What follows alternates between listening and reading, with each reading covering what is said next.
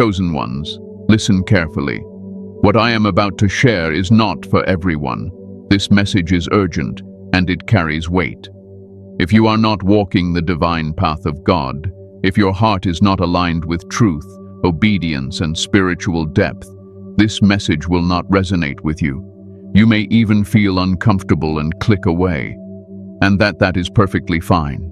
This message is only for those who are truly chosen by God, those who have been set apart, refined, and called for a higher purpose.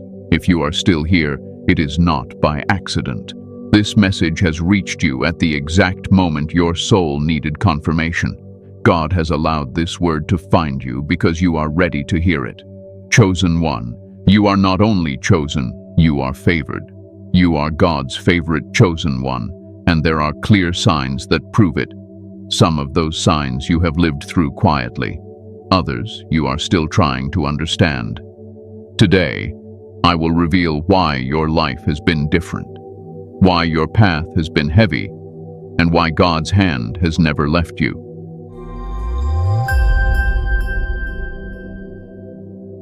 The loneliness you never understood. Chosen one, let me speak to something you have carried quietly for most of your life. A feeling you never fully explained. A weight that followed you even in rooms full of people. Loneliness. Not the kind that comes from being alone for a night or two, but the deep kind. The kind that sits with you even when others are laughing around you. From an early age, you knew you were different. Not better, just different. You noticed things others ignored. You felt deeply while others skimmed the surface. Conversations often felt shallow to you, even when you tried to fit in. And many times, you blamed yourself for that. You wondered why connection felt so hard, why friendships faded, why even family sometimes felt distant. I want you to hear this clearly. There was never something wrong with you. Your loneliness was not a punishment. It was preparation. God separates before He elevates. He removes before He reveals. He quiets the world around you so you can hear Him clearly. While others were distracted by noise, approval, and constant company, God was teaching you how to sit with yourself, how to endure silence, how to listen. That is not an accident. That is training. You see, chosen ones are rarely surrounded by crowds that truly understand them. Not because they are arrogant or closed, but because their spirit carries depth that intimidates surface-level connection. You were never meant to be understood by many. You were meant to be understood by God first. Think back. How many times did people walk away from you without explanation? How many times did bonds break suddenly, even when you did nothing wrong? That confusion taught you not to cling to people. It taught you to cling to God. Every departure refined your dependence. Every disappointment redirected your trust. And yes, it hurt. I won't dismiss that. You cried in private. You questioned yourself in silence. You asked God why it felt like you were always the one standing alone. But even in those moments, something inside you stayed soft. You didn't harden your heart completely. You didn't abandon faith. That alone tells me who you are. Loneliness shaped your compassion. You notice pain in others quickly because you know what it feels like to be unseen. You listen deeply because you know the cost of being ignored. You give understanding because you once needed it desperately. That is not weakness. That is spiritual strength. Most people run from loneliness. They fill it with noise, relationships, and distractions. You were forced to face it. And in facing it, you developed inner stability. You learned how to survive without constant reassurance. You learned how to self-reflect. You learned how to pray honestly. That is rare. Let me say something bold, and I want you to receive it calmly. God did not isolate you to hurt you. He isolated you to protect you. Not everyone deserves access to your heart. Not everyone can handle the responsibility of your presence. If God had left you exposed early, your spirit would have been drained by people who only wanted what you carried, not who you are. Your loneliness filtered your life. It removed those who would have delayed you. It prevented attachments that would have broken you later. What felt like loss was often rescue. There were seasons when you questioned your worth because others didn't choose you. But God was choosing you the whole time, quietly, consistently, faithfully. While people came and went, God stayed. While others misunderstood you, God studied you. He learned your heart. He watched how you responded when no one was watching. That kind of loneliness builds intimacy with God. Not the loud, emotional kind, the steady kind, the kind where you don't need constant signs to believe. You just know. You feel His presence in moments others would call empty. You feel comfort in stillness. And here is the part many never realize. Loneliness refined your discernment. You can sense energy. You can feel when something is off. You can tell when words don't match intentions. That came from years of observing quietly, listening more than speaking, watching patterns instead of promises. You were not lonely because you were rejected by people. You were lonely because you were being reserved for God. There is a difference between being alone and being separated. Being alone is absence. Separation is intention. God intentionally removed you from environments that would have dulled your spirit. He pulled you away from crowds that would have normalized you. He guarded your uniqueness even when you didn't understand it. And now, as you listen to this, something inside you feels lighter. Because finally, someone is naming what you lived through. Finally, your pain has context. Your story makes sense. You were never forgotten. You were being formed. Your loneliness was the doorway to divine friendship. It was the quiet room where God began speaking to you differently. And in the next part, I will show you exactly why God calls you His friend, and why that title was never given lightly. Let me add something deeper here, chosen one, because this part matters more than you realize. There were moments when your loneliness didn't just feel quiet, it felt heavy, almost suffocating. Nights when your mind wouldn't rest, days when you smiled on the outside but felt empty within, and you wondered if something inside you was broken. I want to correct that thought gently but firmly. Nothing in you was broken. Something in you was being preserved. God often hides His most trusted vessels in solitude, not because they are weak, but because they are sensitive. Sensitive to truth, sensitive to deception, sensitive to spiritual weight. Too much exposure too early would have damaged you. So God became your company when others could not stay. He sat with you in that quiet room. He listened when no one else asked how you were really doing. This is why you developed a strong inner world. You think deeply, you reflect often, you feel God even when nothing dramatic is happening. Your faith is not built on hype. It is built on endurance, on consistency, on staying when leaving would have been easier. And notice this, even in your loneliest seasons, you were guided away from destructive habits that consumed others. You didn't lose yourself completely. You may have stumbled, but something always pulled you back. That was God's hand. Friendship protection, quiet correction, gentle redirection. Loneliness also taught you restraint. You don't rush into connections. You don't trust words quickly. You watch behavior. You value peace more than popularity. That wisdom came at a cost, but it is priceless now. So when loneliness tries to return as doubt, remind yourself of this truth. You were not abandoned. You were apprenticed. You were not ignored. You were instructed. You were not forgotten. You were being prepared for a level of closeness with God that few ever experience. And now, as your season shifts, that loneliness will no longer feel like a wound. It will feel like proof. Proof that God was with you long before anyone else understood you. Why God calls you His friend. Chosen one, I want you to slow down here. Breathe. Let this truth settle gently, not emotionally, but deeply. God does not call everyone His friend. That word is not poetic decoration. It is not symbolic language meant to sound comforting. Friendship with God is a position. It is a relationship built on trust, alignment, and shared understanding. Many people want blessings. Few want closeness.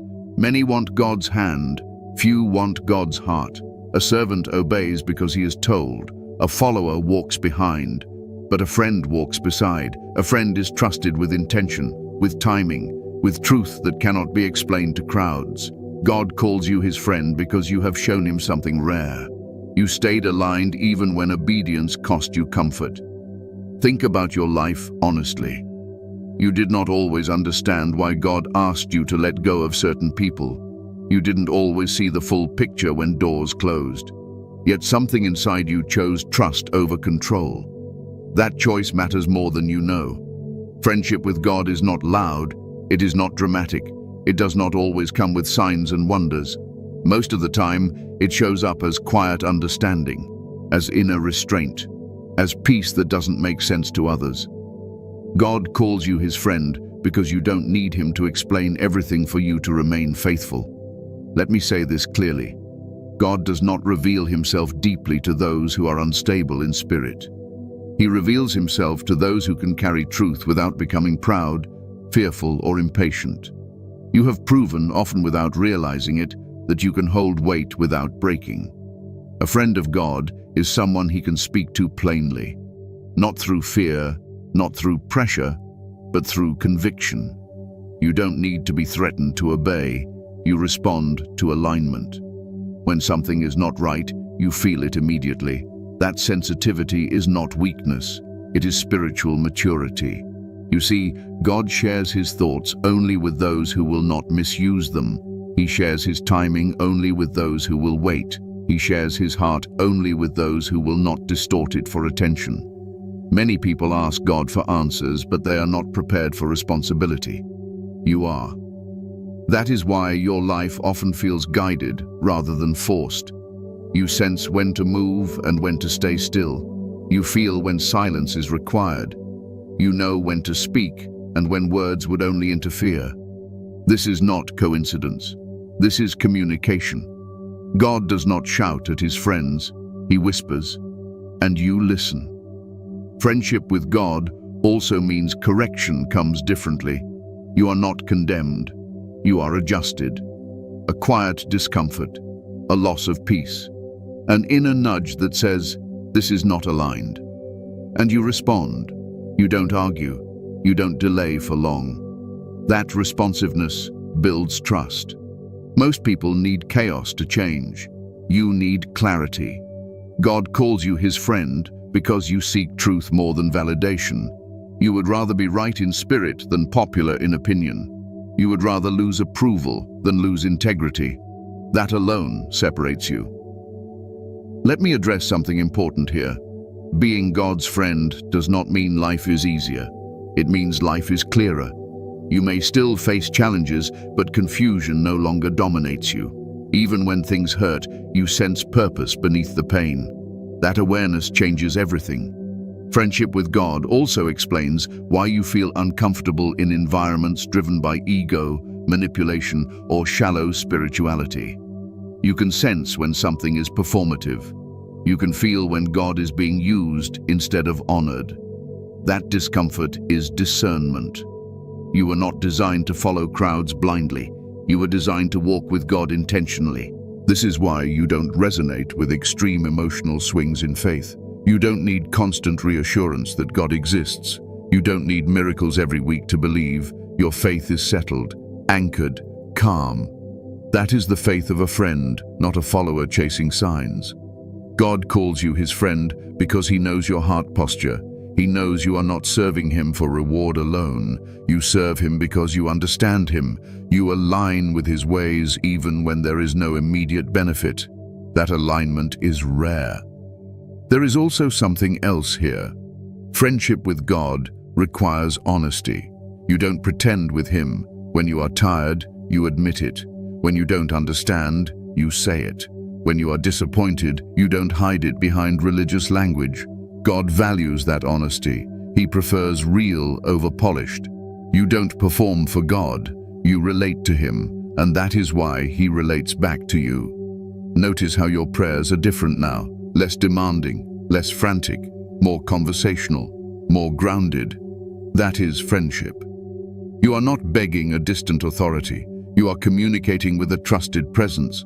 God trusts you because you do not panic easily. When things go wrong, you reflect before reacting. When plans fall apart, you ask for guidance instead of blaming. That emotional regulation is spiritual evidence. Many people collapse under pressure. You become quieter. That quiet strength is why God draws near to you. Friendship with God also means shared concern. You feel burdened by things others ignore. Injustice bothers you. Deception disturbs you. You feel sadness for people who are lost, not out of superiority, but compassion. That compassion is God's heart flowing through you. And sometimes you carry that weight alone, because not everyone understands it, but God does. He trusts you with that emotional responsibility. Let me be very clear here. Being God's friend is not about feeling special. It is about being reliable. God knows He can count on you to remain steady when others become unstable. He knows He can trust you with silence when noise would only cause harm. That is why you often feel like you are waiting. Not inactive, just waiting. Waiting for clarity. Waiting for release. Waiting for alignment. That waiting is not delay. It is synchronization. God does not rush His friends. He prepares them. And now, as you sit with this truth, something inside you settles. Because this explains why your faith never looked like everyone else's. Why your walk felt quieter. Why your understanding came through reflection, not pressure. You are not behind. You are not lost. You are not overlooked. You are trusted. And in the next part, I will speak to the weight that comes with being God's friend, because trust carries responsibility and responsibility carries pressure. But I will also show you how to carry it without burning out. Stay with me. You are doing better than you think. The weight of being God's only friend. Chosen one. Now we speak about something many never warn you about. The weight. Because divine friendship is not light. It is not casual. It is not something you wear proudly on your chest. It is something you carry quietly in your spirit. When God calls you His friend, He is not giving you a title. He is entrusting you with weight. You feel it in ways you can't always explain. A seriousness that settles over you even in peaceful moments. A sense of responsibility that follows you even when nothing urgent is happening. Sometimes you wake up already tired, not physically, but internally. That is not weakness. That is awareness. You carry spiritual weight because God allows you to feel what others are numb to. You notice when something is off before it becomes obvious. You sense shifts in people, environments, and seasons. You feel emotional undercurrents long before events unfold. That sensitivity is not anxiety. It is discernment. And discernment comes with pressure. Let me say this clearly. God does not give heavy assignments to fragile vessels. He gives them to steady ones. You were built for endurance, not speed. That is why your life unfolded slowly, carefully, intentionally. The weight you carry is the cost of trust. You often feel like you must be strong when others fall apart. You become the calm one in chaos, the grounded one in confusion. People lean on you without realizing how much you already hold. And many times, you don't tell them. You absorb, you manage, you pray quietly. That kind of strength is exhausting when it goes unseen. And God sees it. Being God's friend also means you feel consequences before actions. You can't ignore inner warnings. You can't pretend peace when alignment is missing. Your conscience is sensitive because your relationship with God is close. Disobedience costs you more emotionally than it costs others. That is part of the weight. Others can drift. You feel pulled back quickly. Others can numb themselves. You feel discomfort immediately. Not because you are punished more, but because you are guided more closely. You are held to a higher internal standard, and that standard is not imposed from outside. It rises from within you. Sometimes this weight shows up as sorrow you can't fully explain. You look at the world and feel grief where others feel entertainment. You see brokenness where others see normality. You sense how far people are from truth, and it aches quietly inside you. That ache is not depression. It is compassion without an outlet. You also carry responsibility for timing. You feel when it is not yet time to speak, when silence is wiser, when waiting protects more than action. That restraint frustrates you sometimes because you know you could act, but you don't feel released. Waiting under understanding is heavier than waiting under confusion. And yet, you stay patient. Let me acknowledge something important. There were moments you wished God would choose someone else. Moments you felt overwhelmed by the constant awareness. Moments you longed to be simpler, lighter, less aware. That desire does not disqualify you. It proves you are human. Even the strongest vessels feel strain. But notice this, you never fully walked away. You rested, you withdrew, you questioned, but you returned. That returning is part of friendship. God allows you space without severing connection. You are not micromanaged. You are trusted. The weight also shows up in your solitude. Even when surrounded by people, you feel alone with your thoughts. You process deeply. You reflect constantly. Your mind does not switch off easily because it is tuned to meaning. You don't live on autopilot. And that makes rest intentional, not accidental. God's friends must learn how to rest consciously, not through escape, but through surrender, not through numbing, but through trust. You are learning that now, slowly, imperfectly, but sincerely. Another part of the weight is restraint in response. You often see clearly when others are wrong, but you don't always correct them. You choose peace over proving. You choose wisdom over reaction. That self-control costs you something internally, but it preserves alignment. You are not called to fix everyone. You are called to remain faithful. God's only friend does not mean you are the only one he loves. It means you are one of the few he trusts with his silence, his patience, and his timing. That trust is heavy because it requires maturity without applause. You don't receive constant validation. You don't get frequent reassurance from people. Your reward is inner peace, not external praise. And sometimes that feels unfair. But peace lasts longer than applause ever could. There is also a weight of expectation you place on yourself. You expect yourself to grow, to heal, to respond better, to stay aligned. That pressure is not from God alone. Some of it is from your own integrity. You know who you are called to be, and you don't want to betray that. That internal standard is heavy, but it is also noble. Let me ground you here. You are not meant to carry this weight alone. Friendship with God does not mean independence from God. It means partnership with Him. When the weight feels too heavy, it is an invitation to lean deeper, not push harder. God never intended you to carry divine responsibility without divine rest. You are allowed to pause. You are allowed to say, I am tired. You are allowed to step back without guilt. God does not measure your worth by productivity. He values your presence. And here is something you need to hear. The weight you carry now will not always feel this heavy. As you grow, your capacity expands. What once felt overwhelming will feel manageable. What once felt lonely will feel purposeful. You are not being crushed. You are being strengthened. This weight is shaping your authority, your wisdom, your stability. It is forming you into someone who can stand calmly when others panic. Someone who can speak peace without forcing it.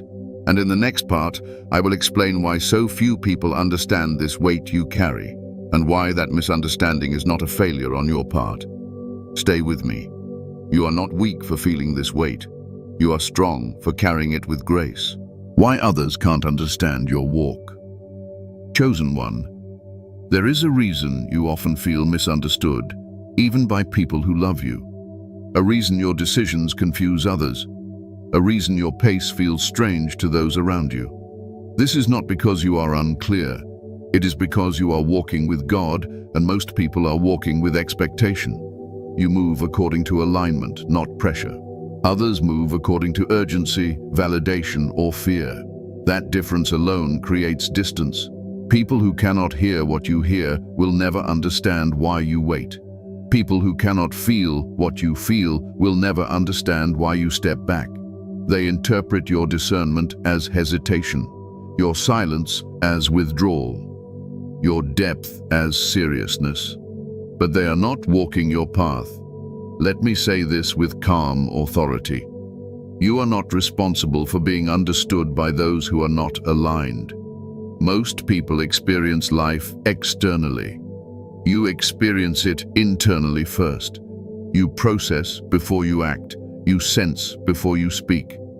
That internal orientation makes your walk invisible to those who only recognize movement they can see.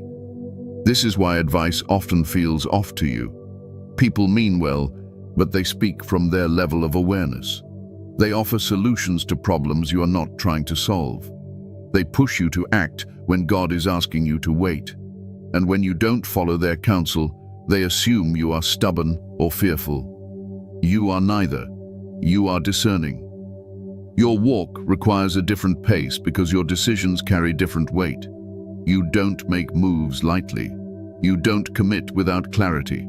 You don't attach without peace. That carefulness frustrates people who are comfortable with risk but unfamiliar with responsibility. And let me tell you something important. The more aligned you become with God, the fewer people will be able to walk beside you. Not because you are superior, but because the path narrows as purpose deepens. This narrowing can feel painful. You may grieve connections that fade. You may wish someone could understand without explanation. But clarity is not always transferable. Some things must be lived to be understood. People who are not called to your depth will experience your silence as distance.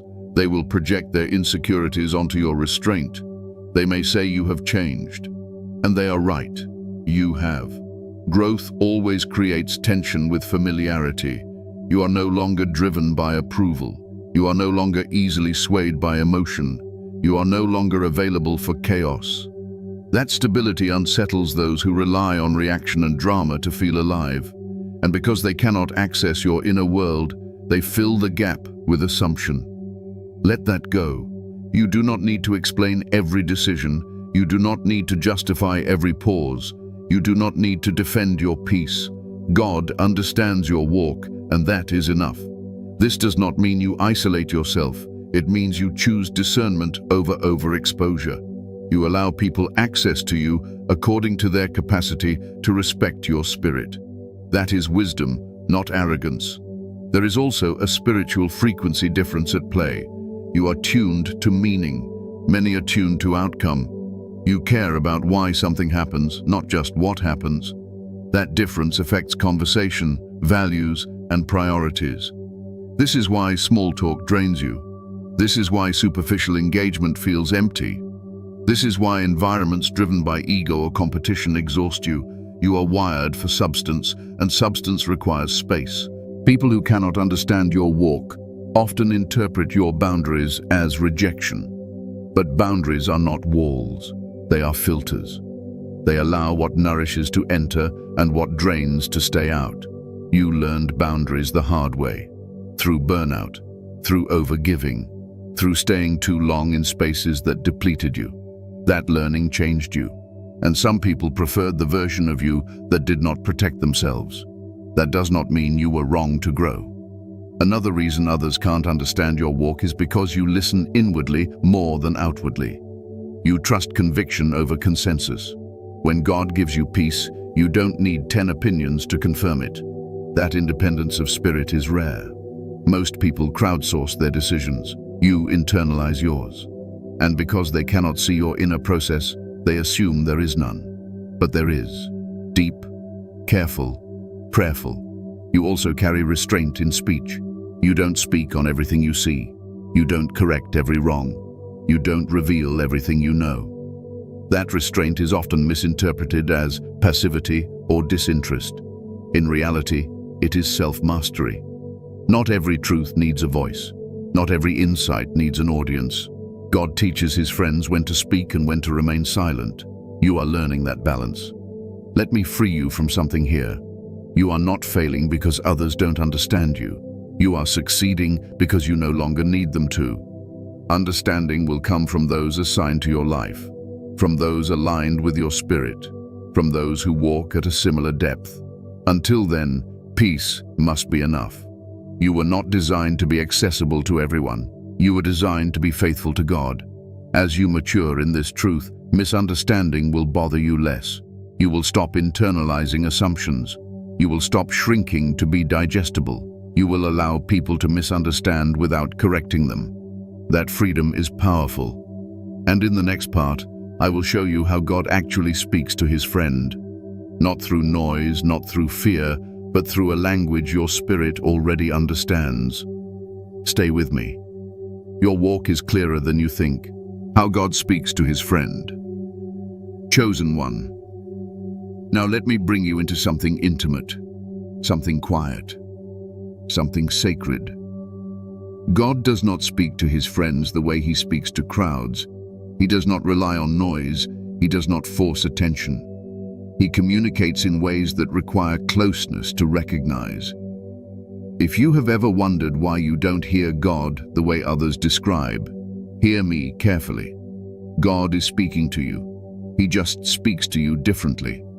God speaks to his friend through inner knowing, through clarity that arrives without panic, through conviction that does not shout but settles.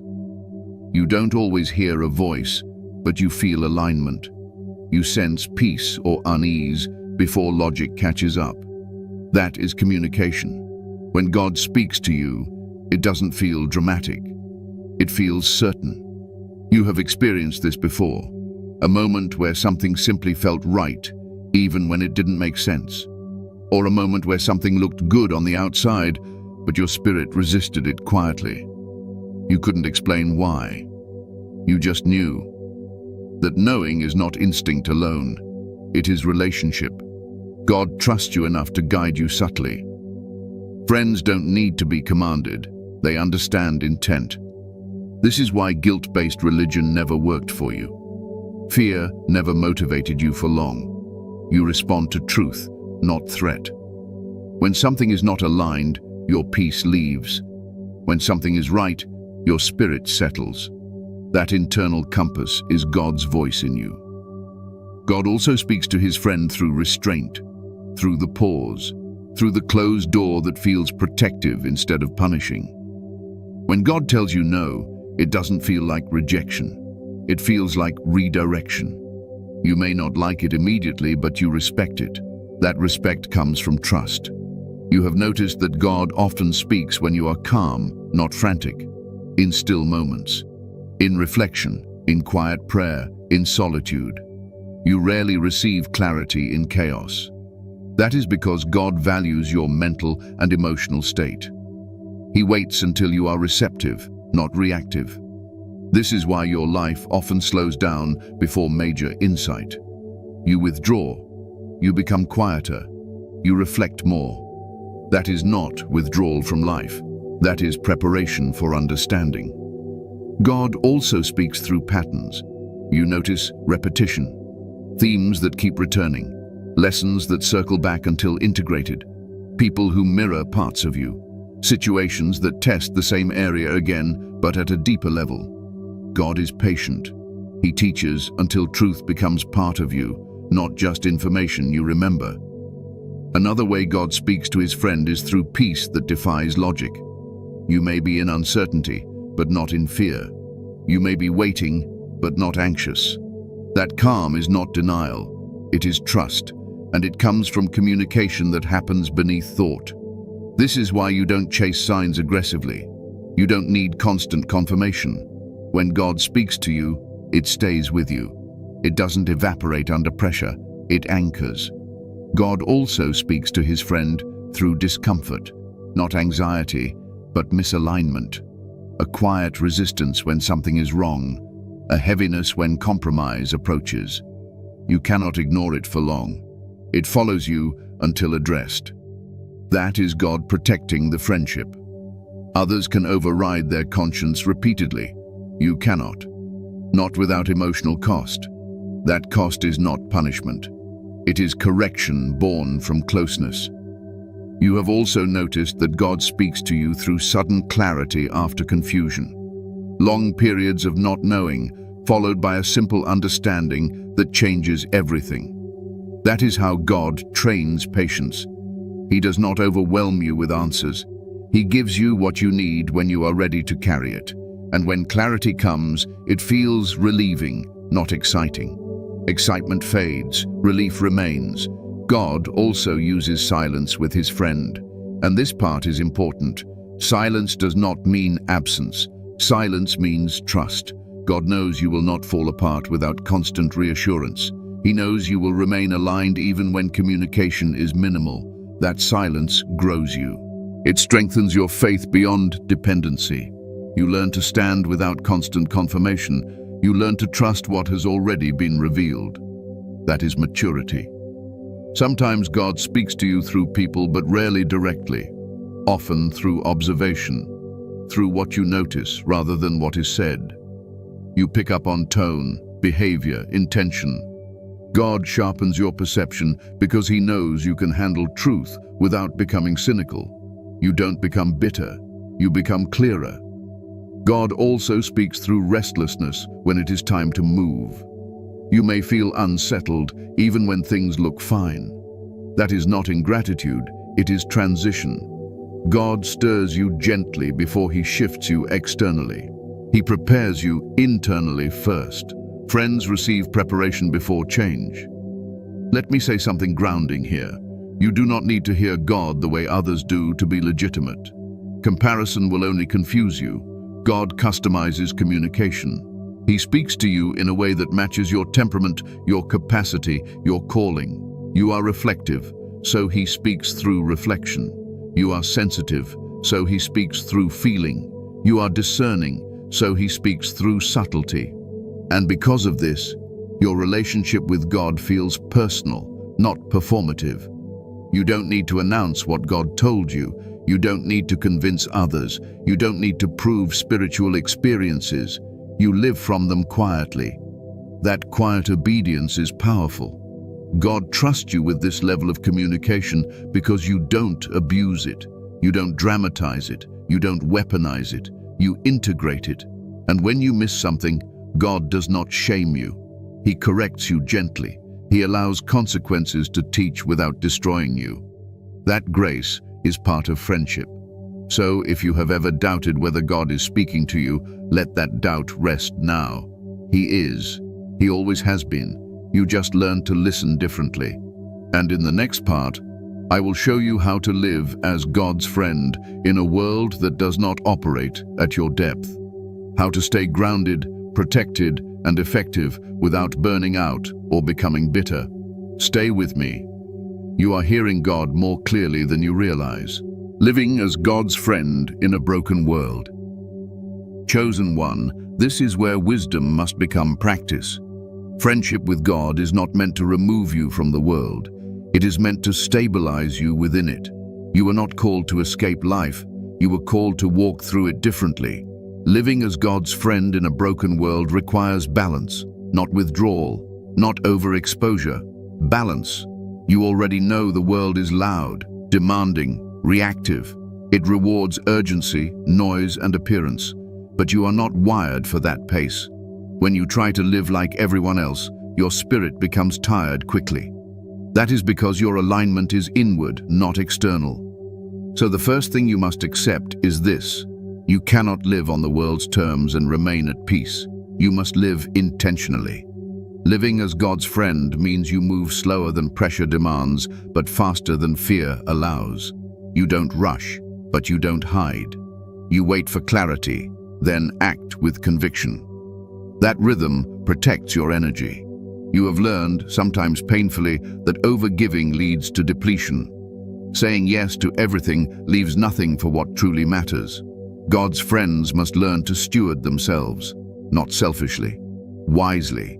You are allowed to say no without guilt.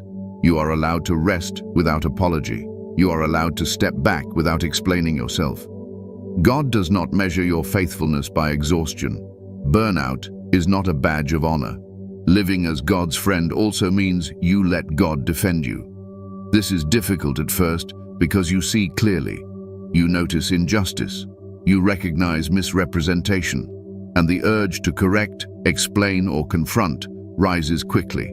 But God often asks you to be still. Not because you are wrong, but because vindication handled by God is cleaner than vindication handled by ego. You don't need to fight every battle. You don't need to clear your name in every room. God knows the truth. That is enough. This restraint keeps your spirit light. You also learn to walk humbly without shrinking. Humility does not mean denying who you are. It means not forcing it on others. You don't need to announce your depth.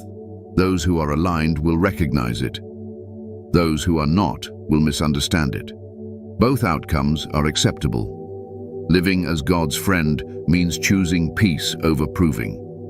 You stop explaining yourself to people who are committed to misunderstanding you. You stop trying to be palatable to environments that were never designed to hold you. You let go of being liked. You choose being aligned. This does not make you cold. It makes you clear. You still love. You still care. But you love without attachment. You care without depletion. You remain kind without being available to misuse. That emotional regulation is spiritual maturity. Another part of living as God's friend is learning to stay grounded in the present. You don't live in constant anticipation of what's next. You don't obsess over future assignments. You focus on obedience in front of you. God reveals the next step when the current one is integrated. You have learned that rushing ahead creates confusion. Staying present creates clarity. So you slow your mind, you breathe, you observe, you stay anchored. You also stop absorbing collective anxiety. The world is often fearful, angry, divided. You feel it, but you don't carry it. You have learned to differentiate between compassion and responsibility. You can care without internalizing. That boundary protects your peace. Living as God's friend means you curate your inputs, what you watch, what you listen to, who you spend time with. You are sensitive, and sensitivity requires discernment. Too much exposure to chaos disrupts your inner alignment. So you choose simplicity. You choose environments that nourish rather than stimulate. You choose conversations that build rather than drain. You choose solitude when needed and community when aligned. You no longer chase connection. You allow it. God also teaches you to trust seasons. Some seasons are for building, some for resting, some for releasing, some for preparing. You stop forcing consistency where God intends contrast. You flow with timing rather than resisting it. This flexibility keeps you emotionally healthy. Living as God's friend also means accepting that you will be misunderstood by systems driven by image and performance. You don't fit neatly into boxes. You don't conform easily. You value substance over appearance. That will always create friction. You stop fighting that. You don't rebel aggressively. You don't conform quietly. You exist steadily. That steady presence is disruptive in the best way. People notice your calm, your groundedness, your clarity. They may not understand it, but they feel it. And sometimes, without saying a word, you shift a room simply by being there. That is influence without effort. You also learn to let go of urgency. God's friend does not panic when things take time. You trust process. You trust growth. You trust alignment. You know that what is meant for you will not require desperation. You stop chasing outcomes. You focus on faithfulness. And here is something important. Living as God's friend does not mean you never feel tired, discouraged, or uncertain. It means you don't stay there. You rest. You recalibrate. You return to center. You know how to come back to yourself. You pray differently now. Not out of fear, but alignment. Not to ask God to fix everything, but to adjust you to what is true. That prayer keeps you steady. You also learn to celebrate quietly. Not everything needs to be shared. Not every victory needs applause. Some moments are sacred. You keep them between you and God. That intimacy sustains you. As you live this way, something subtle but powerful happens. You become unshakable, not rigid, grounded. Life still moves, challenges still come, but you are not thrown off balance easily. You know who you are. You know who walks with you. And you know that even in a broken world, you are not broken. You are positioned. In the final part, I will bring all of this together and speak rest over you. Not instruction, not warning, rest. Because God's friend must know how to stop striving and simply be. Stay with me. You are closer to peace than you think. Conclusion. Rest. You are known by God. Chosen one, let everything settle now. You don't need to analyze this moment. You don't need to do anything with it. Just let it rest in you. What you heard today was not meant to excite you. It was meant to steady you. You are known by God, fully, honestly, without confusion.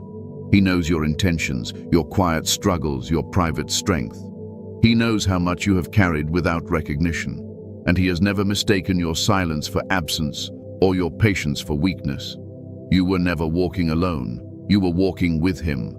Being God's friend does not require striving. It requires trust. You don't need to prove your faith. You don't need to rush your growth. You don't need to compare your walk to anyone else's. God is not disappointed in your pace. He is present in it. Rest here. Let go of the pressure to figure everything out. Let go of the need to explain yourself.